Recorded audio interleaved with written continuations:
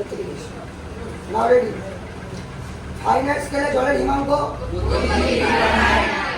বস্তু কর্তৃক তাপকে প্রকাশ করা হয় কিউ দিয়ে, ভরকে এম দিয়ে এবং উষ্ণতাকে টি দিয়ে। তাহলে আপেক্ষিক তাপ কি হবে? Q by M T. Actually ফর্মুলাটা ছিল কি? Q by M, Q equal to M S T.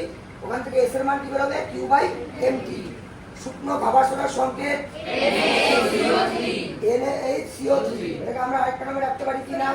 Sodium bicarbonate. এদের মধ্যে কোনটি জৈব অনুঘটক? কোন তড়িৎ বিশেষ্য পদার্থ দ্রবণে সামান্য মাত্রায় আয়নিত হয়? Acetic acid. এটা বলা হয় মৃদু তড়িৎ বিশ্লেষ্য। তারপরে সালোকসংশ্লেষ প্রক্রিয়ায় উৎপন্ন gas oxygen. Carbon die oxide কাজে লাগে, কোন গ্যাস উৎপন্ন হয়?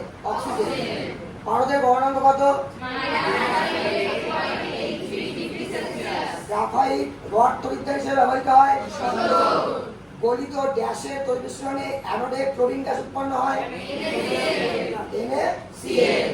তারপরে একটা সমীকরণ দিছে, সমতা বিধান করে বলবো আমরা CH4 plus 2O2 equal to dash plus 2H2O plus তাপ CO2। গ্যাসে কি হবে? Carbon die oxide. আমরা সমতা বিধান করে দেখছি।